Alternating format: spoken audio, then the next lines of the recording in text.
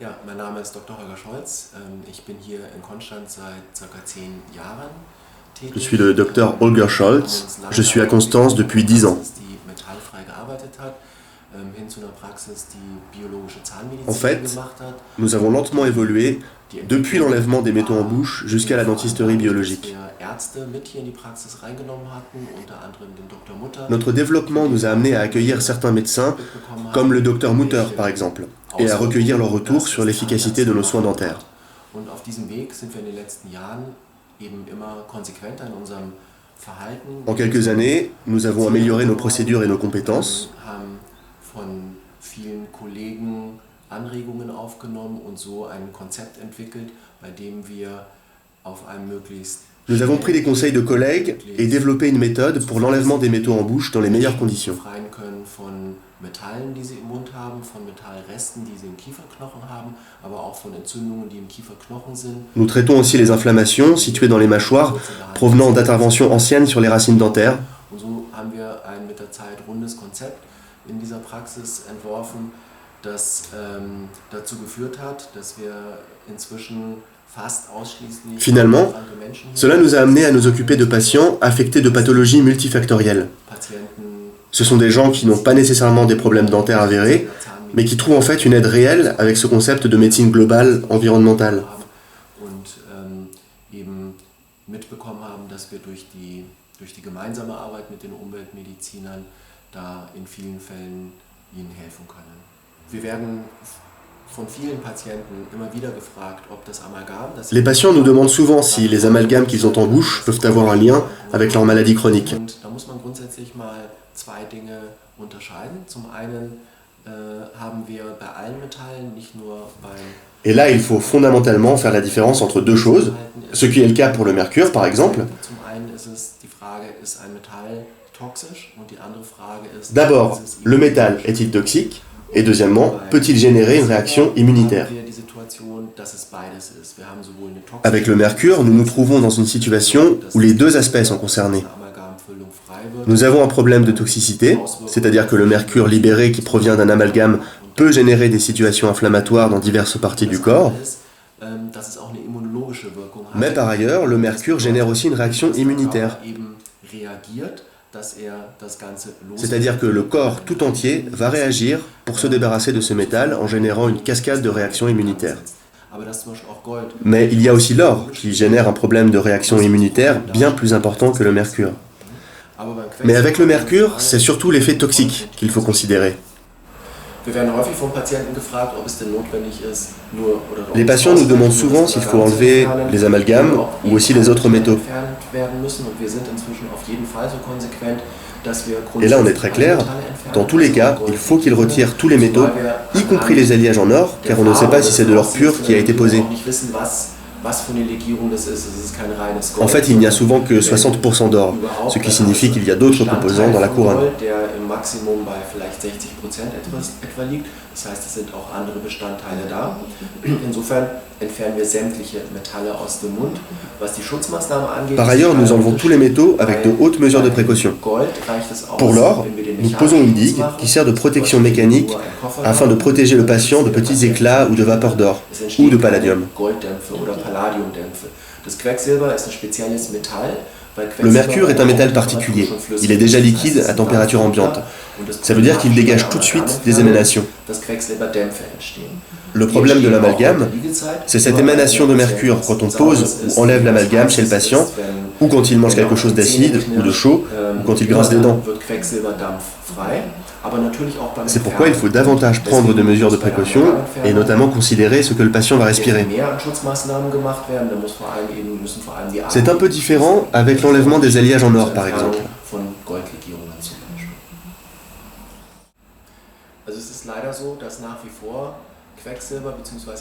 Malheureusement, les amalgames au mercure sont encore très utilisés en Allemagne et en Europe. En Europe, on utilise chaque année environ 100 tonnes de mercure rien que pour les soins dentaires.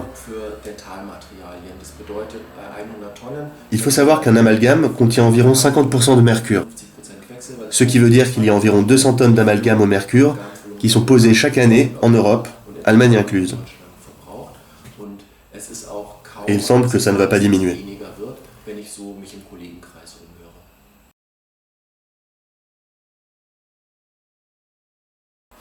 Wir haben inzwischen viele Möglichkeiten, Zähne auch anders zu versorgen. Es ist heute absolut nicht mehr notwendig, Zähne mit Metallen zu versorgen. Nous avons plein de possibilités aujourd'hui pour soigner les dents sans utiliser de métal.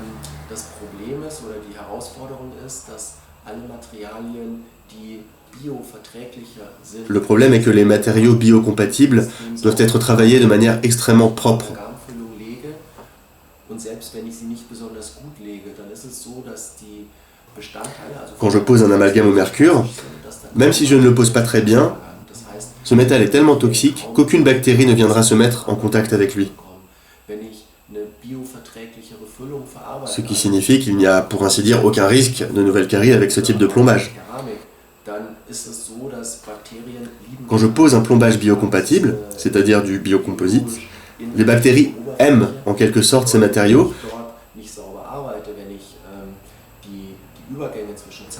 Et si le travail n'est pas proprement fait, que le matériau de rebouchage n'est pas assez épais et ne fait pas bien contact dans la cavité, alors il peut y avoir de nouvelles caries. C'est un des inconvénients des soins sans métal. L'autre, c'est bien sûr le coût des matériaux biocompatibles, ce qui limite aussi leur utilisation.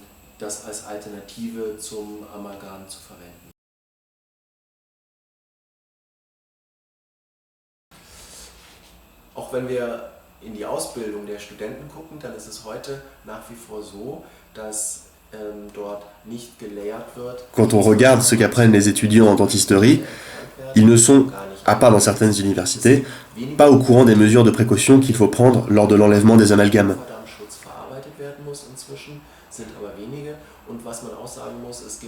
Immer weniger Universitäten, die den Studenten beibringen, Amalgamfüllungen zu legen. Da gibt es eine geringe... Ce qu'il faut dire aussi, c'est qu'il y a de moins en moins d'universités qui apprennent aux étudiants à poser des amalgames. Cela est dû au fait que les universitaires pensent fondamentalement que les amalgames ne posent aucun problème.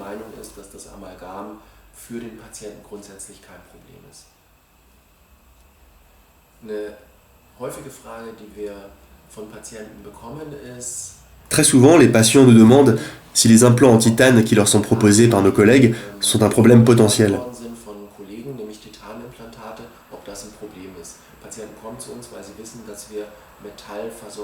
Les patients savent que nous proposons des soins sans métal. Or, on sait qu'environ 99% des implants qui sont posés sont en titane.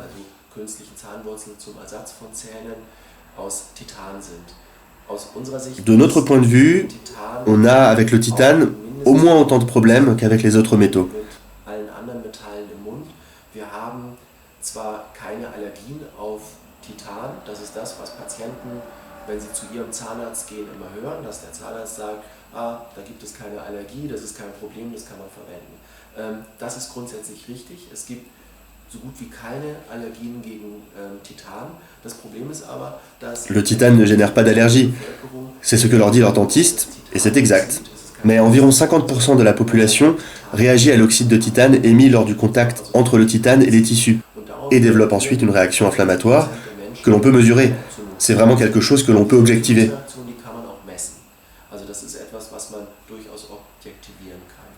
Das andere ist, dass diese Sensibilisierung, diese Problematik mit dem Titanoxid in unserer Gesellschaft leider immer größer wird. Par ailleurs, un autre problème, c'est que notre société développe malheureusement l'utilisation de l'oxyde de titane en tant qu'agent de blanchiment.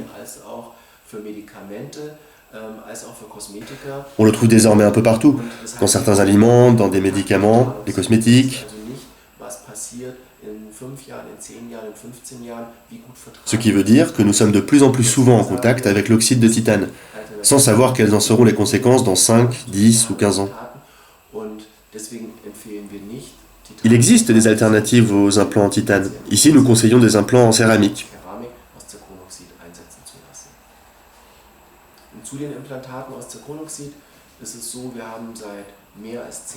Nous avons ici plus de 10 ans de recul sur l'utilisation et la pose de ce type d'implant. Au total, plus de 40 000 implants en céramique ont déjà été posés depuis que ce type d'intervention a commencé dans le monde. Il y a de nouveaux fabricants de ce type d'implants. Ça a évolué dans le temps et il existe désormais un réel recul dans le domaine des implants en céramique.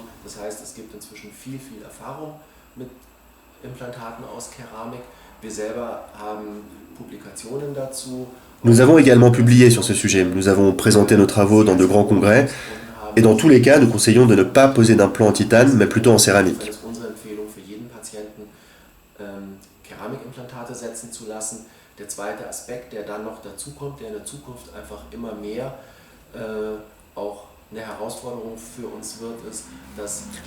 Un autre point à considérer est que ces métaux, qu'il s'agisse d'implants en titane ou de bridges en métal, agissent comme des antennes.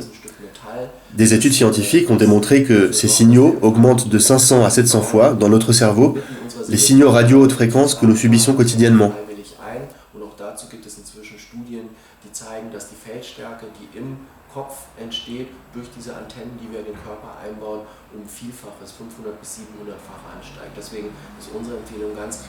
C'est pourquoi, selon nous, on ne devrait pas utiliser d'implants en titane.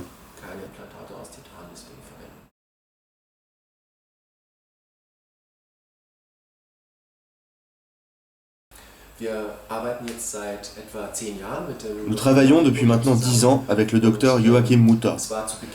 Nous nous sommes rencontrés lors d'une conférence.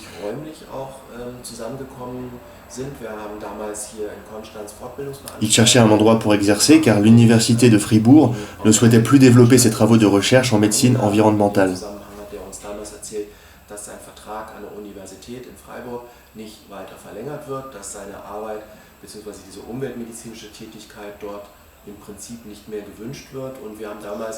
Nous connaissions déjà le magnifique travail qu'il faisait, le nombre de malades chroniques qu'il avait aidés, et nous avons considéré que c'était une chance pour nous de pouvoir l'accueillir ici.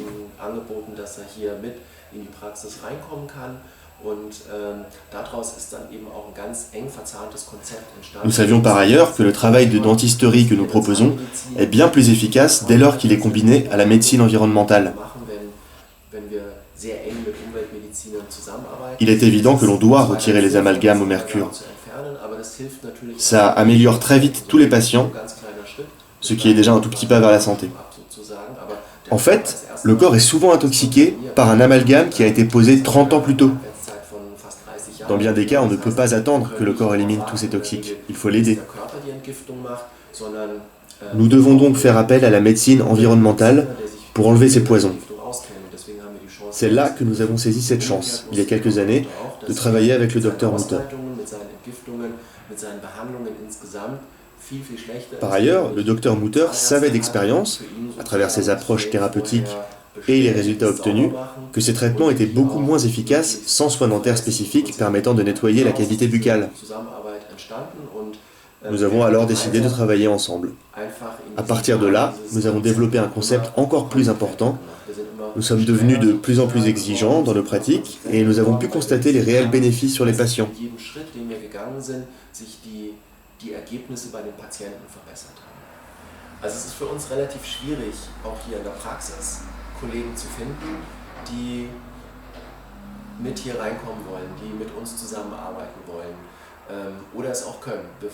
C'est assez difficile de trouver des collègues qui veulent bien travailler avec nous ici, dans notre cabinet, ou qui le peuvent, car ça veut dire repartir de loin, refaire des études de biochimie, reprendre toutes les bases. Et ça en effraie plus d'un.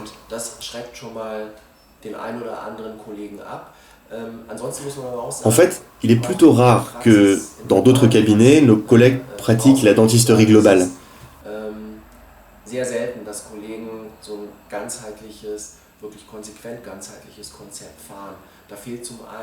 En général, ils n'ont pas conscience du niveau de gravité et des conséquences liées aux mauvaises obturations des canaux dentaires ou à la présence de métaux en bouche.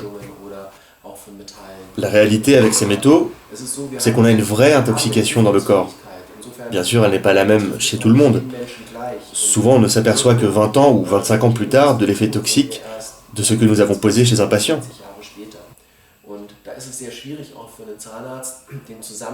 C'est difficile aussi pour le dentiste.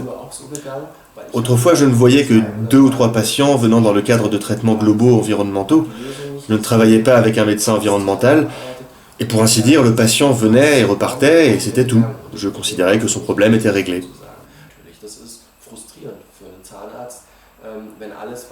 C'est très frustrant pour un dentiste quand tout ce qu'il a fait par le passé doit être remis en question. On se sent un peu agressé. Tout ce que j'avais appris, toutes mes certitudes, Il a fallu les vérifier et les remettre en question. C'est une des raisons pour lesquelles mes collègues préfèrent fermer les yeux.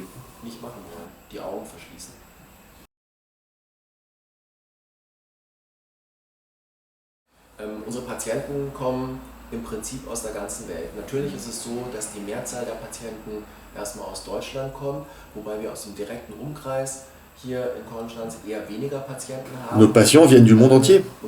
Bien sûr, nous avons des patients allemands, mais nos pratiques n'étant pas très connues ici, nous avons peu de patients locaux. Beaucoup viennent de Suisse, de France, du Benelux ou des États-Unis. Aber auch aus Frankreich, Benelux-Staaten und es kommen eine ganze Reihe von Patienten auch aus den USA zu uns geflogen. Das liegt vor allem daran, dass Ça vient du fait que la technique d'enlèvement de métaux en bouche, aux USA, n'est pas aussi avancée que chez nous. La pose d'implants en céramique n'y est pas du tout développée non plus. Also keramische Implantate sind lange nicht so verbreitet, wie es bei uns ist. Und das hat eben dazu geführt, dass wir auch in den USA einen gewissen Ruf haben und deswegen viele Patienten von dort. Et puis nous travaillons aussi avec des cliniques qui proposent de la médecine environnementale. Il y a une clinique en Suisse, par exemple, qui reçoit de nombreux patients venant d'Asie ou des pays arabes. Ces cliniques sont conscientes de la nécessité de faire réaliser de bons travaux dentaires globaux et nous adressent des patients car elles n'ont pas la structure nécessaire pour cela. Au final, notre clientèle est très internationale.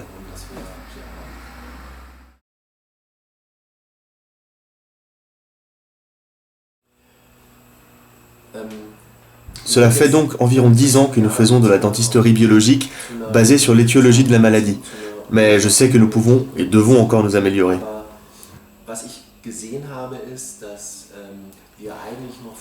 Par exemple, ce que nous avons constaté, c'est que les patients ont besoin de divers thérapeutes complémentaires dans les cas de maladies graves chroniques. Et donc, nous devons rassembler des compétences complémentaires sur un même lieu afin de leur faciliter l'accès aux soins.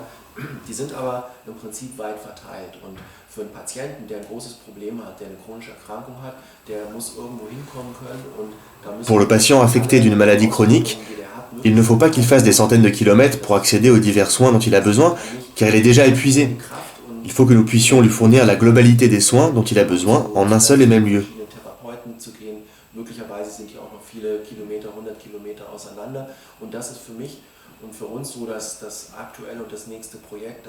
C'est notre tout prochain projet de pouvoir, dans un cadre intégratif, proposer aussi des conseils nutritionnels, des séances de gymnastique personnalisées, car le maintien d'une bonne motricité est une des pierres de reconstruction de la santé.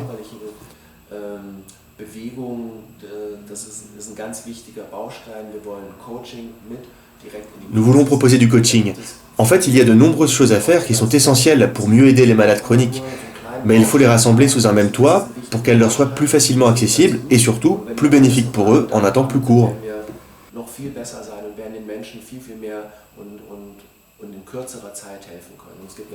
Il y a plein de maladies comme la maladie de Charcot ou d'autres maladies neurodégénératives pour lesquelles je suis absolument certain qu'avec les bonnes thérapies, une approche encore plus globale, on pourra vraiment mieux aider les malades qu'aujourd'hui.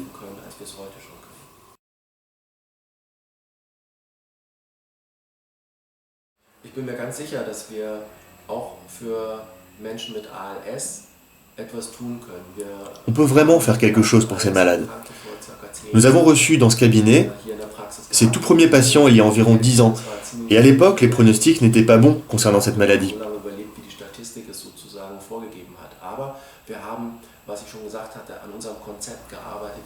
En renforçant notre concept et en devenant de plus en plus exigeants dans nos pratiques, nous constatons aujourd'hui des améliorations chez ces patients.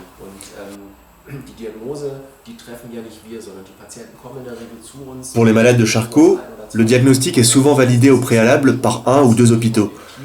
Nous avons pu constater que, chez quelques malades, avec ces thérapies globales, les symptômes diminuent ou même disparaissent.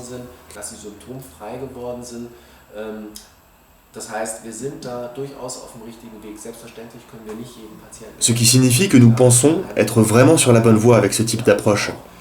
Naturellement, nous ne pouvons pas aider tous les malades. C'est une pathologie très compliquée, comme bien d'autres d'ailleurs. Mais aujourd'hui, nous ne sommes plus dans cette situation communément admise par les médecins, qui consiste à annoncer cette nouvelle terrifiante aux patients. il ne vous reste plus qu'un très court temps à vivre et puis ce sera la fin.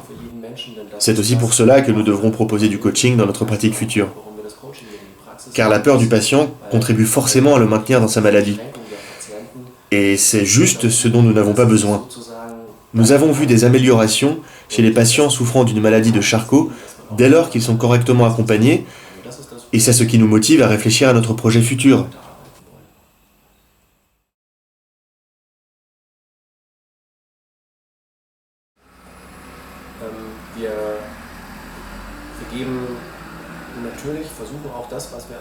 Nous essayons de partager nos savoirs avec nos confrères.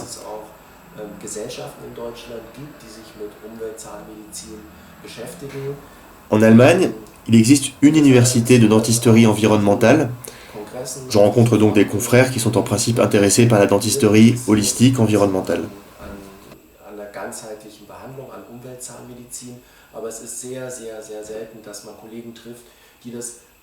Mais il est vraiment rare que des confrères franchissent le pas.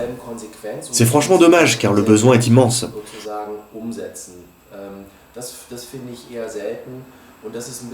En fait, il y a quelques cliniques dentaires en Allemagne qui offrent les mêmes soins pratiques que les nôtres, mais elles sont assaillies de demandes.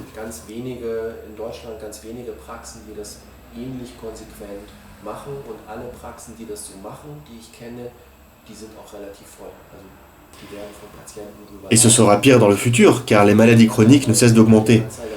De ce fait, il nous faut non seulement former davantage de dentistes, mais surtout, il faut que nos confrères soient vraiment convaincus que c'est la bonne approche pour aider ces malades chroniques.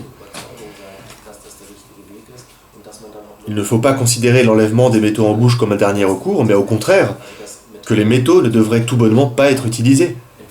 Il faut vraiment intervenir tôt, avant que l'état du patient ne s'aggrave. Et là, il y a encore du travail.